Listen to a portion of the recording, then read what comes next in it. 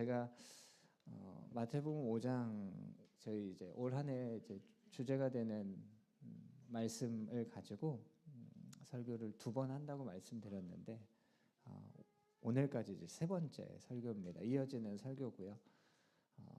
처음에는 이제 그 8가지 복 있는 사람에 대한 설교를 했었고, 지난주에 이제 세상에 빛을 비추는 교회, 오늘 이제 1.1핵도 없어지지 않습니다. 제가 5장을 보면서 저희 말씀 뒷부분 5장 끝까지의 본문으로 오늘 말씀 나누도록 하겠습니다. 17절 18절 함께 읽겠습니다. 내가 율법이나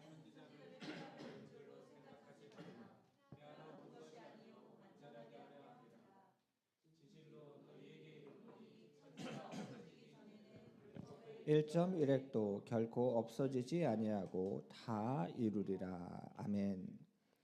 오늘 이 말씀은 17절을 보면 예수님에 대한 한 가지 오해로 시작을 합니다. 어떤 오해인가? 17절 말씀 다시 한번 보면요, 예수님을 보면서 율법을 폐하러 오신 분이다라는 생각을 가졌다는 겁니다. 그렇죠? 저만 그렇게 생각하는 거 아니죠? 내가 율법이나 선지자를 폐하러 온 줄로 생각하지 말아라. 아무 생각 안 하고 있는데 이런 말씀 하시진 않았겠죠? 오해를 했다는 겁니다. 왜 이런 오해를 가졌을까? 율법을 지키며 살아가는 삶이 힘들기 때문입니다. 그래서 예수님이 율법을 폐하러 오신 분이라는 그런 생각을 가졌다는 거예요. 율법을 지키는 그것이 힘든 이유가 있습니다. 이사야 55장 2절을 보면 너희가 어찌하여 양식 아닌 것을 위하여 은을 달아주며 배부르게 못할 것을 위하여 수고하느냐. 그러니까 수고를 하기는 하는데 지금 방향이 조금 달라져 있는 수고를 하다 보니까 힘든 겁니다. 양식이 아닌 것을 위해서 수고한다. 그 수고의 방향, 그 헌신의 방향이 참 중요한데 하나님이 아니라 사람들을 향해 있다는 겁니다. 사람에게 보이려고 회당과 큰 거리 여기에 서서 기도했다. 어떻습니까? 의식할 사람이 너무 많은 거예요. 삶이 어떨까요? 피곤하죠. 의식할 사람이 너무 많으면 삶이 피곤합니다. 근데 사람에게 보이려고, 예수님이 물론 기도에 대한 가르침을 주시는 그 말씀이었지만 사람들에게 보이려고 기도하는 거예요. 그럼 누가 봅니까? 1명 봅니까? 2명 봅니까? 10명 봅니까? 아니요, 그 의식하는 사람이 많아지면 많아질수록 삶이 너무너무 힘듭니다. 그리고 이들은 무엇을 하는지, 왜 하는지를 모릅니다. 그래서 어떻게 합니까? 중언부언합니다. 지금 무슨 말하고 있습니까? 모릅니다. 왜 그 말하고 있습니까? 몰라요. 그러니까 하나님을 향한 방향이 아니라 막 사람들을 향해서 살아가고, 지금 왜 무엇을 내가 지금 하고 있지라고 하는 것을 모르며 살아가다 보니까 그냥 막 뭘 말하기는 하는데 무슨 말인지 잘 모르고 정리가 안 됩니다. 피곤하죠. 힘듭니다. 예수님께서 율법을 폐하러 오신 분이라는 생각을 가진 거예요. 다시 했으면 좋겠다. 다 리셋됐으면 좋겠다. 다 사라졌으면 좋겠다. 그런 마음을 가지고 있는 사람들에게 예수님 지금 엄청난 말씀을 하셨습니다. 뭐라고 하신 거예요? 율법을 폐하러 온 것이 아니라 완전하게 하려고 왔다. 이것도 힘든데 더 완전하게 지키라고 하시는 말씀을 하신 거죠. 그리고 예수님 율법에 1.1핵도 없어지지 않고 다 이루리라 라고 말씀하셨습니다. 18절 말씀인데 다시 한번 보면요, 1.1핵도 결코 없어지지 않는다. 여러분, 지금 예수님이 하신 이 말씀은 너무나 중요한 말씀입니다. 왜냐하면 우리는 1.1핵이 아니라 중요한 내용까지도 내 마음대로 바꿔버리고 싶어하는 사람들이거든요. 제가 예전에 신학교 다닐 때 그런 이야기를 농담처럼 했는데, 복음서가 5개가 있는 거죠. 그렇죠, 여러분? 마태복음, 마가복음, 누가복음, 요한복음, 그리고 또 뭐가 있어요? 내가 복음. 내가 그냥 복음인 거예요. 그러니까 내가 하고 싶은 대로 하고 내 마음대로 살아가면서 그 복음이라고 하는 겁니다. 예수님 지금 그 말씀하시는 거예요. 여러분, 우리는 그 점 하나 바꾸는 것에서 멈추는 사람이 아니고요. 단어를 바꿔버리고 문장을 바꿔버리고 그것도 안 되니까 어떻게 해요? 내용을 바꿔버립니다. 어떻게 해요? 나에게 맞춰서. 나에게 맞춰서. 그럼 이게 참 무서운 겁니다. 기준 자체를 바꿔버리는 겁니다. 내가 그걸 할 수 없게 되니까 어떻게 합니까? 내가 그걸 할 수 있는 사람의 그 기준을 바꿔버리는 거예요. 누굴 위해서요? 날 위해서. 나를 위해서 바꿔버립니다. 근데 예수님 어떤 말씀하신 거냐면 1.1획도 바꿀 수 없다. 사라지지 않는다라는 말씀하신 겁니다. 그러니까 이 이야기를 듣는 사람들의 마음이 어땠을까요? 아, 이거 완전히 폐하실 거라고 생각했는데 하나도 바꾸지 않으시고 바꾸지 않으실 뿐 아니라 이걸 더 이루시겠다고 하시는 이 말씀을 하신 겁니다. 그리고 나서 이 마태복음 5장 이제 후반부를 보면 5가지 이야기가 나옵니다. 이 5가지 이야기는 어떻게 반복이 되냐면 너희가 들었으나라는 말씀으로 반복이 됩니다. 너희가 들었으나 이러한 말씀을 너희가 들었으나 이러한 말씀을 너희가 들었으나라고 하는 5가지가 나옵니다. 첫 번째는 너희가 살인하지 말라는 말을 들었으나라는 겁니다. 여러분, 살인하면 어떻게 됩니까? 벌을 받습니다. 그 죄에 대한 벌을 받죠. 아마 심한 중형을 받을 겁니다. 근데 여러분, 형제에게 화를 내면 어떻게 됩니까? 화 내보셨어요? 화 안 내보셨습니까? 누군가에게 화를 내면 어떻게 됩니까? 근데 예수님 그 말씀을 하고 계신 거예요. 너희가 살인하지 말라는 그 말을 들었으나 나는 너희에게 이르노니 형제에게 노하는 자마다 심판을 받을 것이다. 심판이라고 하셨어요. 그리고 형제에게 욕하는 자는 공회에 잡혀가고, 여러분 공회에 잡혔다는 게 뭐냐면 예수님이 잡혀가셨는데 어디에 잡혀가셨어요? 예수님 십자가를 지실 때 잡혀가신 곳이 공회입니다. 예수님 공회에 잡혀가셨어요. 거기서 내린 판결이 뭐예요? 사형이었어요. 근데 형제에게 욕했는데 공회에 잡혀가고 그 다음에 뭐라고 하십니까? 지옥불에 던져질 거다. 이렇게 말씀하신 거예요. 여러분, 이런 생각을 합니까? 그렇죠. 살인하지 않는 건 당연히 우리가 생각하죠. 살인하면 안 되죠. 근데 화내는 건요? 욕하는 건요? 근데 예수님께서 지금 1.1획도 없어지지 않는다라고 말씀하시면서 지금 하신 말씀이 이겁니다. 그리고 한 가지 상황을 설명하십니다. 하나님께 예물을 드리는 상황. 여러분, 하나님께 예물을 드리는 상황에서 중요한 것이 무엇인지에 대한 말씀을 하십니다. 마태복음 5장 23절 함께 읽겠습니다.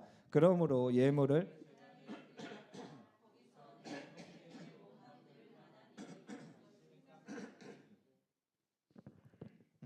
지금 이 말씀을 들으면서 혹시 죄송합니다. 형제에게 원망받을 만한 일이 있는 것이 생각나시는 분 계세요? 예수님 뭐라고 하십니까? 예물을 제단 앞에 두고 형제와 먼저 화해하고 나서 다시 돌아와서 예물 드려라. 여러분, 지금 우리가 이렇게 헌금하는 이러한 예물이 아닙니다. 양이나 소나 비둘기나 그러한 예물을 하나님께 드려야 되는 거예요. 절기, 번제 이러한 것들 다 준비하는데 얼마나 힘듭니까? 근데 그 제단 앞에서 형제에게 원망을 들을 만한 일이 생각이 나면 그걸 두고 형제와 가서 화해하고 오라고 말씀하신 겁니다. 그리고 예수님께서 급히 해야 되는 일을 말씀하셨어요. 그럼 제가 이 말씀 보면서 이제 급히라는 단어가 있는 게 참 놀라웠는데, 급히 하라고 하신 일이 뭡니까? 화해입니다. 화해하래요. 여러분, 우리는 주로 화해에 대해서 어떻게 생각합니까?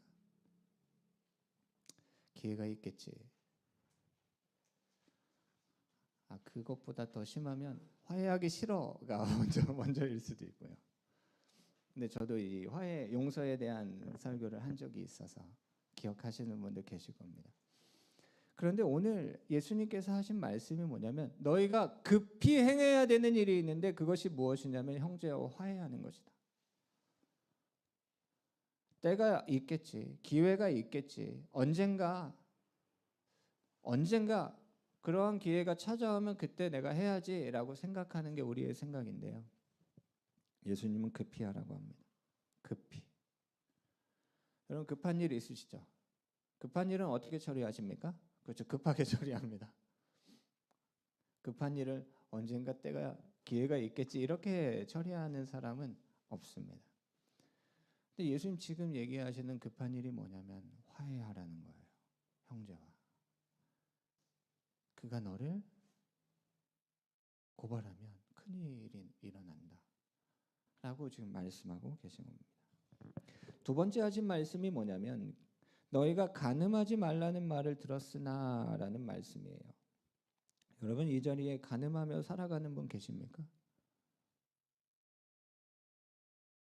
배우자가 아닌 사람과 성관계를 하면서 살아가는 사람들 없죠. 큰일 납니다. 모든 게 다 깨집니다. 모든 게 그냥 한순간에 다 무너져 버립니다. 그렇죠. 당연히 가능하지 않죠. 그런데 예수님 뭐라고 말씀하시냐면, 이성을 향해 음욕을 품고 그 이성을 바라보는 자마다 이미 간음했다 이렇게 말씀하신 거예요. 그리고 예수님 이 일에 대해서 얼마나 심각하게 말씀하시냐면, 실족함에 대해서 얘기하셨어요. 넘어지는 거잖아요. 네가 넘어지게 되는 것보다는 너의 오른쪽 눈을 빼버리는 게 낫다. 너의 한쪽 손을 잘라버리는 게 낫다라고 예수님께서 말씀하실 정도로 이 간음에 대해서 지금 예수님이 심각하게 다루고 계신 거죠. 여러분, 사람들은 이 성이라는 것에 대해서 그냥 자신의 쾌락과 욕망이라고 생각하며 살아갑니다. 이 시대만 그랬나? 그렇지 않습니다. 이 시대가 더 악하게 보이신다 생각할 수 있지만, 그냥 사람들은 이 성에 대해서 그냥 나의 욕망, 나의 쾌락이라고 생각하면서 내 마음대로 할 수 있다고, 그렇죠? 내가 복음이라고 생각하면서 자신의 뜻대로, 자신의 욕심대로 행하며 살아가죠. 그런데 여러분, 하나님은 이 성이라는 것을 정말로 아름답게 창조하셨습니다. 정말 아름다운 거예요. 여러분, 이것을 분명하게 아셔야 됩니다. 성은 쾌락과 욕망이 아니라 사랑과 생명입니다. 여러분, 생명이 어떻게 태어납니까? 여러분, 이 성이라는 것을 통해서 생명이 잉태가 돼요. 여러분, 생명이 태어난다는 것이 얼마나 놀라운 겁니까? 그리고 하나님은 그것을 아름답고 그 하나님의 사랑을 가득 담아서 만드셨죠. 쾌락과 욕망이 아닙니다. 내 마음대로 할 수 있다고 생각하시면 그것은 1.1핵이 아니죠. 단어를 바꾸고 문장을 바꾸고 내용을 바꿔버리는 거예요. 하나님은 분명하게 말씀하셨습니다. 세 번째가 뭐냐면 맹세에 대한 거예요.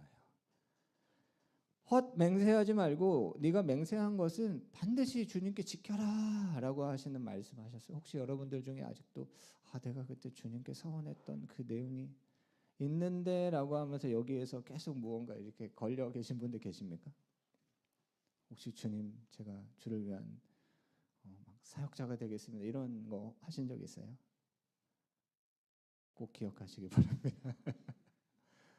근데 예수님께서 이 맹세에 대해서 뭐라고 하시냐면 무엇으로도 맹세하지 말아라 이렇게 말씀하셨어요. 맹세하지 말아라. 하늘로도 맹세하지 말고 땅으로도 하지 말고. 왜요? 하나님께 맹세하지 말아라. 하나님을 이용해서 무언가 이렇게 걸고 이런 거 하지 말아라. 그리고 또 어떤 말씀하셨냐면 자신으로도 맹세하지 마라. 내가 이거 못하면 내가 이거 할게 라는 그러한 맹세하지 말아라. 왜요? 못 지키는 사람이다. 못 지키는 사람. 하나님으로도 맹세하지 말고 너 자신으로도 맹세하지 말아라 라고 예수님 말씀하셨어요. 그러면 어떻게 살아가라는 겁니까? 마태복음 5장 37절에 옳은 것은 옳은 것, 아닌 것은 아닌 것, 그렇게 살아가라고 하신 거예요. 맹세는 어떠한 것으로도 맹세하지 말아라. 네 번째 하신 말씀이 뭐냐면 눈은 눈으로 이는 이로 갚으라는 말을 너희가 들었으나라는 거예요. 여러분, 우리에게 악하게 행한 자를 대적하는 것은 어떤 겁니까?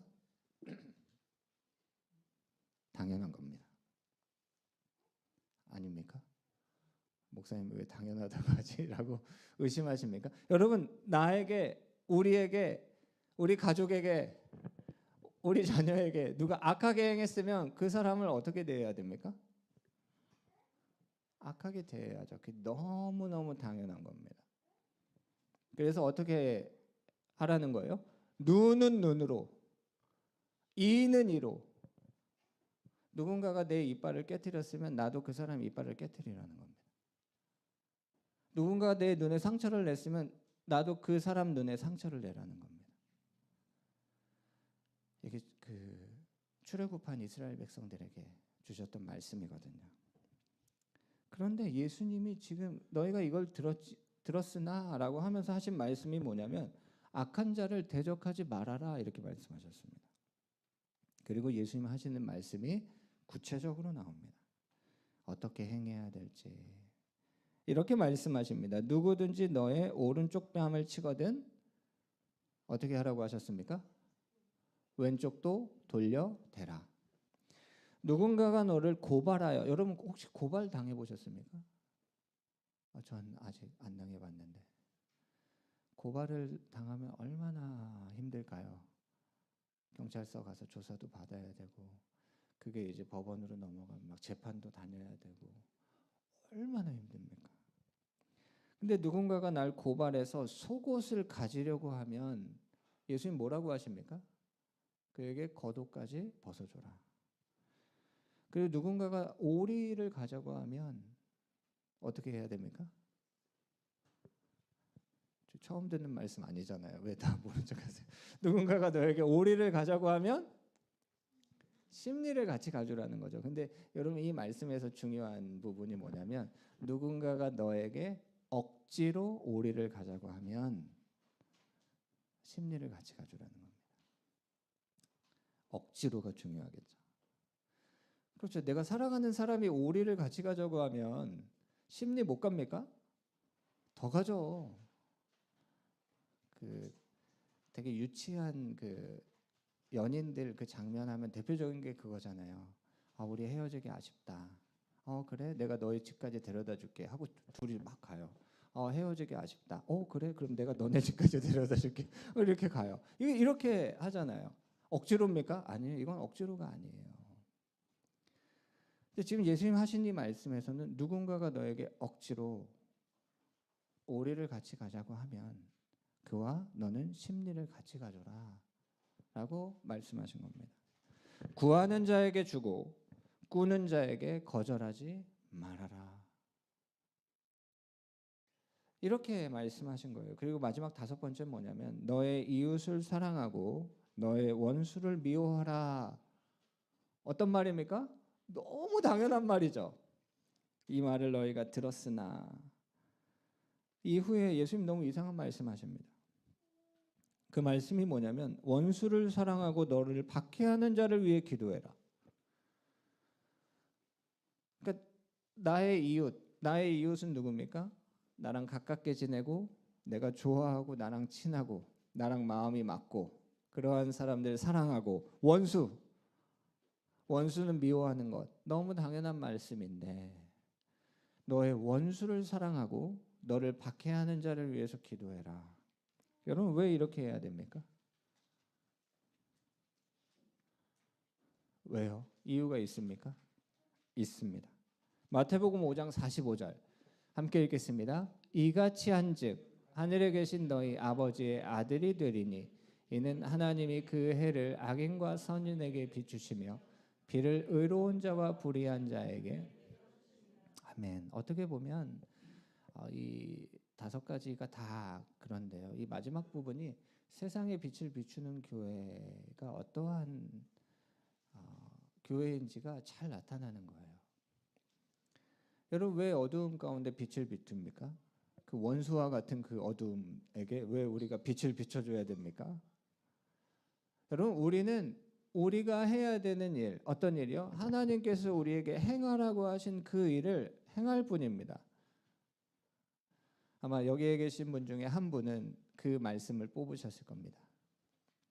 무익한 종은 그냥 주님이 행하라고 하신 일을 행한 것뿐입니다. 그리고 그 다음엔 주님이 행하시는 겁니다. 여기 주님이 행하시는 일이 나와 있는 거예요. 해를 비추시고 비를 내려주시고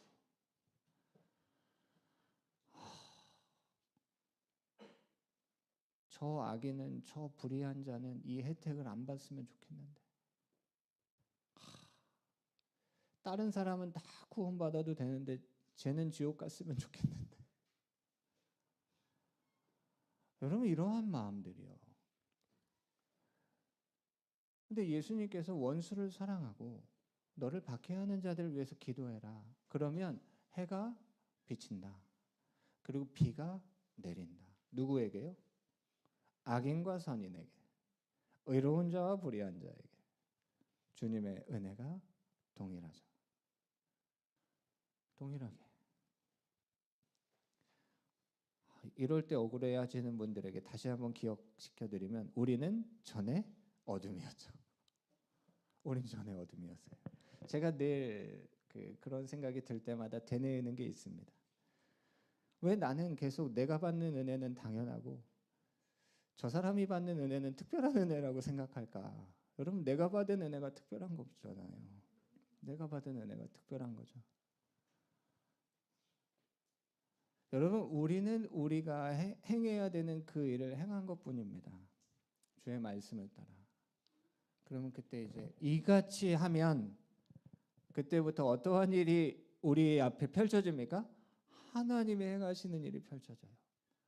해가 비춰지고 비가 내리고. 제가 이삭을 좋아하는 이유에 대해서 몇 번 말씀드렸는데 이삭은 농사를 지어서 100배의 수입을 얻은 사람입니다. 100배. 여러분 이게 실제로 성경에 기록된 얘기고 하나님은 실제로 100배의 물질적인 그 수입을 주신 분이에요. 그게 이삭의 삶에 기록이 되어 있는데 이삭은 그의 농사를 지어 100배의 결실을 맺습니다. 근데 하나님이 이삭을 그렇게 축복하시는 이유가 뭐냐면요. 이삭은 우물을 파서 나눠주는데 누구에게 나눠줘요? 이웃들에게만 나눠주는 게 아니고요. 이삭은 와서 뺏어가는 사람들에게 그냥 줍니다. 그러니까 지금 하시는 이 말씀과 이삭은 거의 일치해요. 원수를 사랑하고 너를 박해하는 자들을 위해서 그걸 나눠줘요. 물, 우물, 생명을 나눠줍니다. 그러니까 하나님께서 이삭을 축복하시는 이유는 다른 것이 아닙니다. 이삭은 예수 그리스도를 나누는 삶을 살았습니다. 생명을 나누는 삶을. 그러니까 하나님 그를 축복하시는 거죠. 다른 이유가 아닙니다. 우리는 하나님의 말씀을 따라 행할 뿐이고 우리에게 말씀하신 것을 이루시는 걸 우리는 보게 되는 겁니다. 그래서 우리는 이 말씀을 따라 살아가길 원하는 겁니다. 근데 이 마태복음 5장 우리가 17절 18절을 보고 제가 이제 21절로 건너뛰어서 5가지 이야기를 지금 했는데 19절 말씀을 보면 이런 말씀 나옵니다. 함께 읽겠습니다. 그러므로 누구든지 이 계명 중에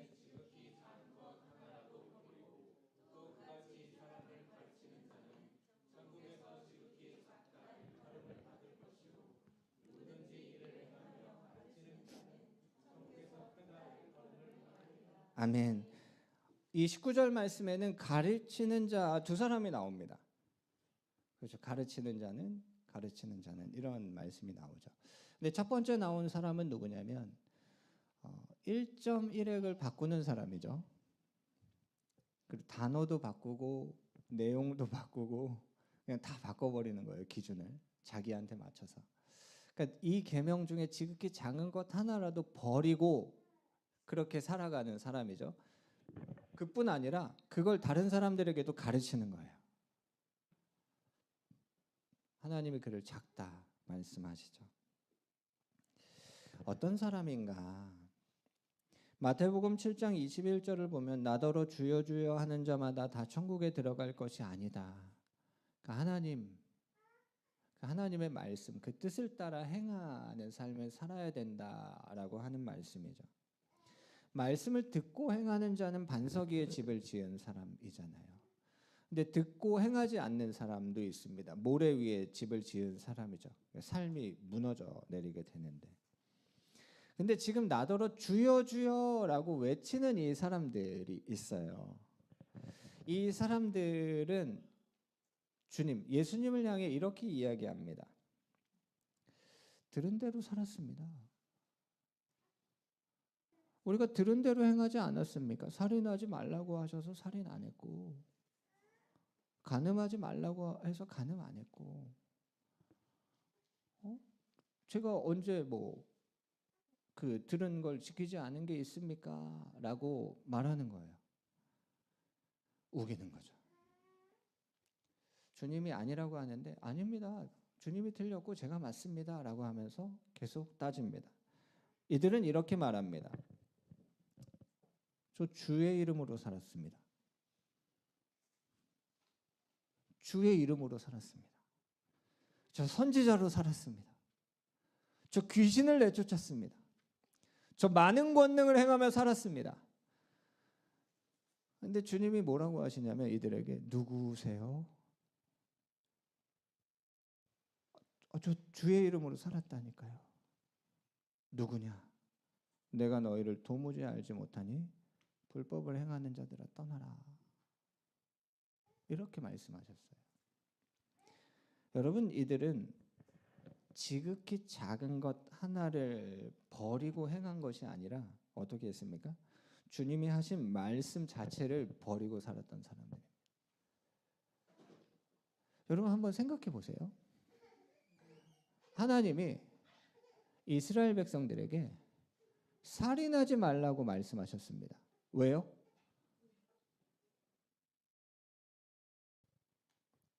하나님이 이스라엘 백성들에게 간음하지 말라고 말씀하셨어요. 왜요?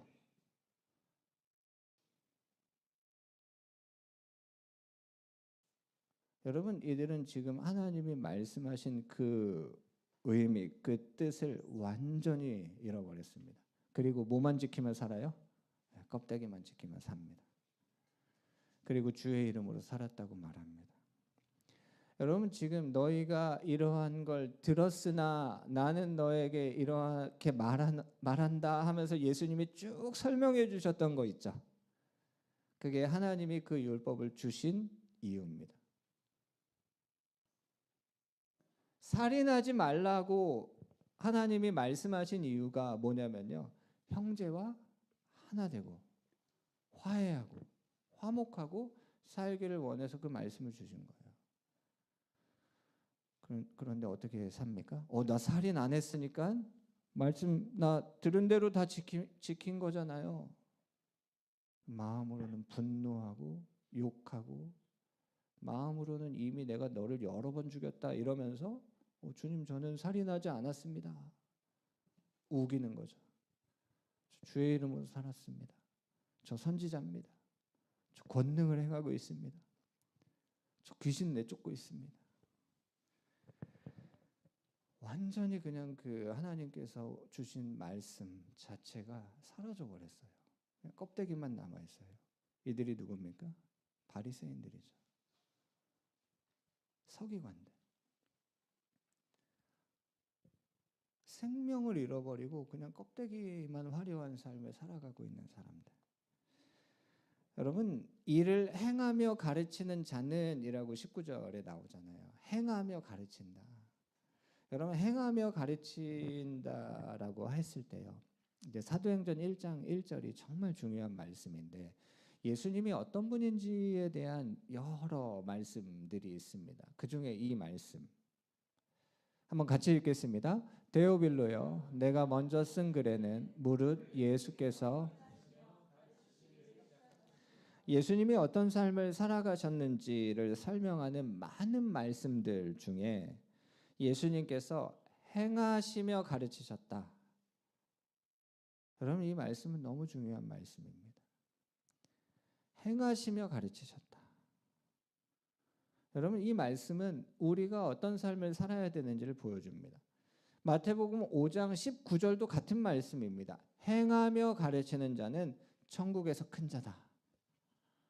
그런데 지극히 작은 것 하나라도 버리고 살아가고 그걸 가르치는 사람, 괜찮어. 야, 하나님이 다 봐주셔. 야, 하나님이 널 얼마나 사랑하시는데 너 그냥 네가 하고 싶은 대로 막 살아도 하나님이 다 너 도와주셔. 맞는 말입니까? 그렇죠. 맞는 말이 있습니다. 지금 제가 한 얘기 중에 맞는 말들이 많이 있어요. 근데 무언가 꼬여 있고 바뀌어 있습니다.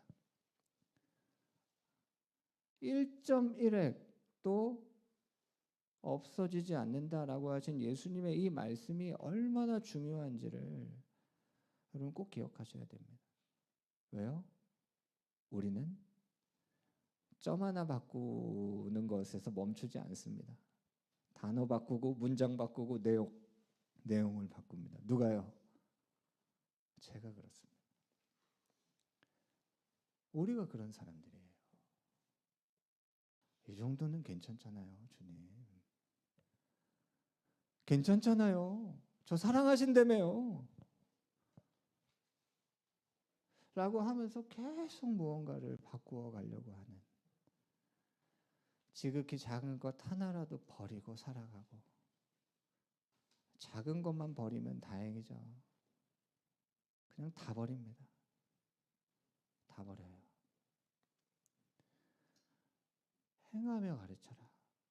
이것이 하나님께서 우리에게 주신 말씀이죠. 마태복음 5장 20절을 보면 예수님이 이런 말씀하세요. 내가 너희에게 이르노니 너희 의가 서기관과 바리새인보다 더 낫지 못하면 결코 천국에 들어가지 못한다. 그리고 21절부터 아까 말씀드린 그 5가지 얘기가 쫙 나오는 겁니다. 서기관과 바리새인들보다 더 의로운 사람이 되라 라고 예수님 말씀하신 겁니다. 어떻게 의로운 사람이 됩니까? 어떻게? 여러분, 혹시 제가 지금 전한 이 말씀을 들으면서 내가 어떻게 행해야 되는지에 막 우리의 마음이 더 막 집중되시는 분들이 있죠. 저도 그렇습니다. 여러분, 서기관과 바리새인보다 행위로 의로운 사람이 있을까요? 여러분, 바리새인이 어떻게 사는지 아십니까? 아침에 일어날 때부터 밤에 잠들 때까지 성경은 어떻게 읽고, 기도는 어떻게 하고, 금식은 어떻게 하고, 헌금 생활은 어떻게 하고, 여러분, 바리새인이 어떻게 살아가는지 아십니까? 십계명 지킬 뿐만 아니라 그들이 만들어 놓은 이 율법이라는 것이요, 촘촘하게 쌓여져 있습니다. 물건도 들면 안 되고요. 그게 막 이렇게 오다 보니까 그 어릴 때 신앙생활 하신 분들은 그 주일날 슈퍼에서 뭐 사 먹으면 안 된다 뭐 이런 거 있으시지 않았어요? 주일날 슈퍼도 가면 안 되고 막 이런 것들이 행위적으로 막 촘촘하게 쌓여져 있는데 어떻게 이루어집니까?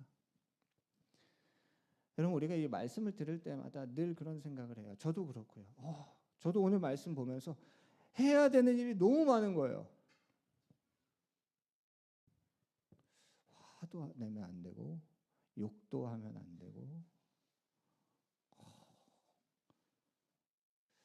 음욕도 품으면 안 되고 막 원수 사랑해야 되고 하니까 막 이 말씀을 들으면서 막 정리가 안 되고 괜히 더 혼란스럽기만 하다.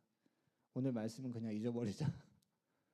1.1획을 그냥 지워버리자 라고 하고 싶은 마음이 너무 우리에게서 크게 들죠. 여러분 분명한 건 행위가 아니라는 겁니다. 그렇다고 지금 제가 전한 말씀을 다 지키지 말라고 말씀드리는 것도 아니에요. 지켜야죠. 근데 행위가 아니라는 겁니다. 행위로 의롭다 칭함받을 수 있는 사람은 없습니다. 여러분 우리는 믿음으로 의롭게 된 자들이에요. 그래서 조금 있어 보이는 표현으로 어떤 표현이에요? 두 글자? 네, 칭의. 의롭다 칭하셔. 신학교 가면 이런 거 배웁니다. 칭의 이런 거. 네. 우리는 의롭다고 칭함받은 사람들입니다. 어떻게 해요? 예수 그리스도로.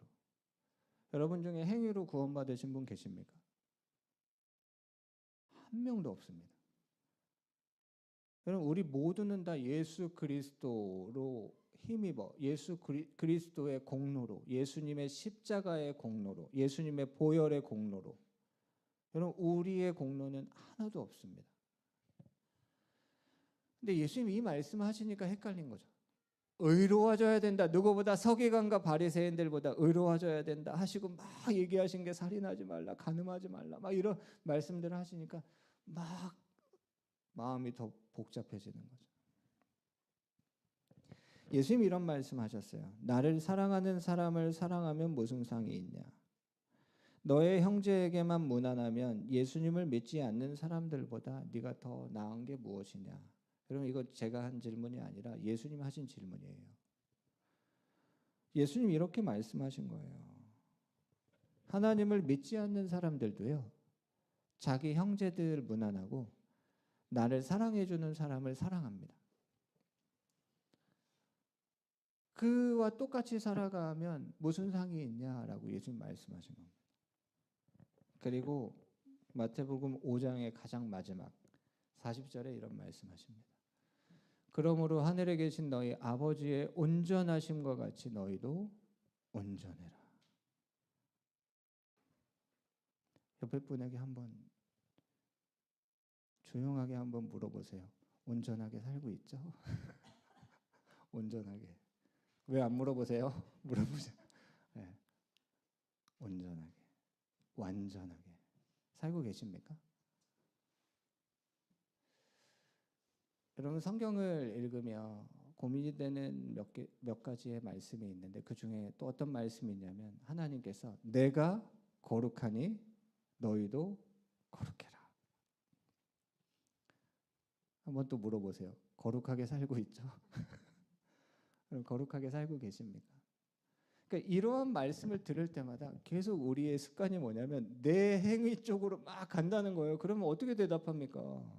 그럼 하나님 불가능한 말씀 계속 하시는 겁니까? 그럼 제가 이 온전함, 완전함 하면 딱 생각나는 사람이 누구냐면 아브라함이에요. 아브라함이 창세기 17장에 하나님이 아브라함을 찾아오셔서 어떤 말씀하시냐면 너는 내 앞에 행하여 완전하라 이렇게 말씀하셨어요. 근데 아브라함에게 하나님 찾아오셔서 그 말씀을 하셨을 때에 아브라함의 나이가 99세입니다. 제가 예전에 설교했던 내용이라 다 아시는 내용일 겁니다. 근데 창세기 16장의 가장 마지막 부분에 아브라함의 나이가 나옵니다. 몇 살입니까? 86세입니다. 그때가 언제입니까? 아브라함이 이스마엘을 낳습니다. 그리고 창세기 16장은 아브라함은 86세였다라고 하고 16장이 끝납니다. 그리고 17장이 됐는데 아브라함이 몇 살입니까? 99세입니다. 여러분, 아브라함은 13년 동안 어떤 기록이 없습니다. 아무런 기록이 없어요. 75세에 하나님의 말씀을 따라 출발했던 아브라함이요, 86세가 될 때까지 12장, 13장, 14장, 15장, 16장 이렇게 기록이 돼 있는데 갑자기 13년이 사라지고 99세. 아브라함이 무엇을 잃어버렸는지 아십니까? 여러분, 아브라함이 지금 1.1획을 잃어버린 게 아니고요. 아브라함은 하나님이 주신 약속 말씀 자체를 잃어버렸습니다. 왜요? 이스마엘이 있으니까. 됐다. 그리고 하나님이 하셨던 말씀, 내가 너의 자손으로 큰 민족을 이루겠다라고 하셨던 그 말씀을 그냥 잃어버렸어요. 근데 그런 아브라함에게 하나님이 찾아오신 거예요. 너는 내 앞에 행하여 완전해라. 그리고 하나님이 그때에 뭘 하십니까? 이름을 바꾸세요. 창세기 16장까지 아브라함의 이름은 아브람입니다. 근데 17장에서 아브람을 하나님께서 아브라함으로 바꾸시죠. 열국의 아비. 이름에 뭘 담으신 거예요? 하나님의 약속을 담아버리셨어요. 약속을. 아브라함이 계속 잊어버리고 사니까 그냥 이름 자체를 바꿔버리셨어요. 내가 너를 열국의 아비를 만들겠다. 그리고 아내의 이름도 바꾸세요. 열국의 어미로 바꿔버리세요. 나 이제 임신 못합니다. 하나님, 저 아기 못 낳아요. 라고 하니까 하나님이 그 아내의 이름을 열국의 어미로 바꿔버리셨어요. 그리고 1년 후에 이삭이 태어납니다. 여러분, 아브라함이 하나님 앞에서 온전하게 완전하게 어떻게 살아갑니까? 이렇게 실수가 많은 사람이 1.1획을 바꾼 것이 아니라 그냥 완전히 말씀 자체를 잊어버리고 살았던 이 사람이 하나님 앞에서 어떻게 완전하게 살아갑니까? 여러분, 우리는 그 방법을 압니다. 뭐예요? 주 안에서 주와 함께 예수 그리스도로 힘입어 예수님으로 옷 입어. 여러분, 그것이 우리가 살아갈 수 있는 겁니다. 여러분, 제가 누구 미워할까요? 제가 누군가를 향해 욕할까요? 마음으로는 여러 번 죽였을까요? 제 마음에 음욕을 품을까요? 그럼 제가 어떻게 행위로 의로워집니까? 그럼 이 말씀들 볼 때마다 늘 넘어지고 나는 아닌가 봐 하면서 어디로 멀리 도망쳐야 되는 게 우리입니다. 네, 예수님께서 이 말씀하신 거예요. 하늘에 계신 너희 아버지의 온전하심과 같이 너희도 온전해라. 나는 죽고 예수로 산다. 자기를 부인하고 자기 십자가를 지고. 여러분, 예수님 따라가는 삶은 다른 것이 아닙니다. 내 힘과 내 그 경험이 아니라 오직 주님만 의지하는 겁니다. 여러분, 우리가 어떻게 세상에 빛을 비추는 교회로 살아갑니까?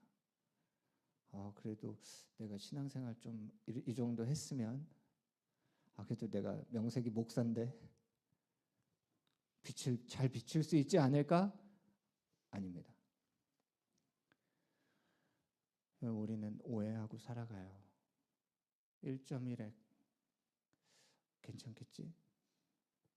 하나님 나 사랑하신다고 했는데 내 마음대로 막 살아도 나 안 버리시지? 물론 제가 한 이 말에 맞는 말들이 다 담겨 있어요.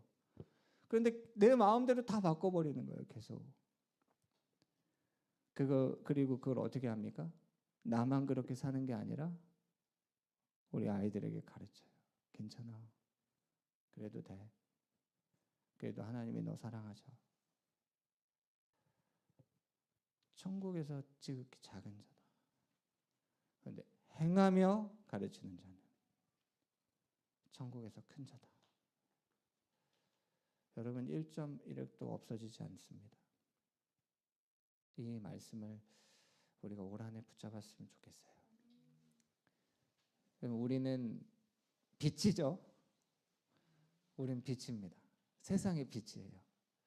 나는 빛이다가 아니라 산빛 되시는 주님으로 비추는 겁니다. 여러분 그걸 여러분 의도적으로라도 계속 연습하시고 내 행위가 아니라 주님을 더 의지하고 붙잡아야 된다. 우리의 생각을 계속 전환하셔야 됩니다. 바꿔가셔야 돼요. 여러분 이 생각이 바뀌지 않으면 우리는 낙담하고 정죄감과 이런 거에 빠질 수밖에 없어요. 그러니까 주님은 우리를 정죄하지 않으십니다. 다시 일어나게 하시고 다시 회복하게 하시고 그래서 다시 걸어가게 하시고 달려가게 하시고 날아가게 하시고 주님이 우리에게 원하시는 게 그겁니다. 그래서 우리가 주님의 이 말씀이 얼마나 놀라운 말씀인지 사라지지 않는 이 말씀을 붙잡는 우리의 삶 됐으면 좋겠습니다.